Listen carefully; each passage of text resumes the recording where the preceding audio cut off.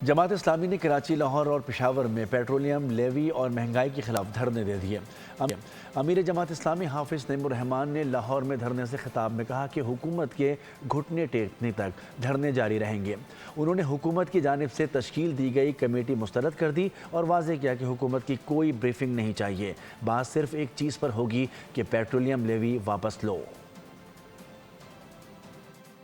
मुल्क के चारों सूबों में बैक वक्त धरनों का आगाज किया जाएगा। लाहौर में ये धरना सीएम हाउस पे होगा, बाकी 3 सूबों में गवर्नर हाउसेस पे होगा। अगर इन्होंने कोई खिलवाड़ करने की कोशिश की तो भुगतना पड़ेगा। कहीं ऐसा ना हो कि पेट्रोल की कीमत कम करने की ये तहरीक हुकूमत गिराओ तहरीक में तब्दील हो जाए। वो लेवी जो वैसे ही नाजायज है, भत्ता है, जग्गा टैक्स है, उस लेवी का अपना हदफ भी हुकूमत ने क्रॉस कर लिया और खुश हो रहे हैं कि हमने हदफ से ज्यादा भत्ता वसूल कर लिया। हमने हदफ तो लिया था लोगों पे जेबों पे डाका डालने का 1468 अरब रुपए, हमने 1567 अरब रुपए का डाका मार दिया। तो जो आम आदमी है उससे तो आप टैक्स जबरदस्ती वसूल कर लेते हैं, लेकिन जो इलीट क्लास है साल में 17 अरब डॉलर का बेनिफिट दिया जाता है मुख्तलिफ लोगों को आउट ऑफ द वे। 225 रुपए पेट्रोलियम की कीमत की जाए।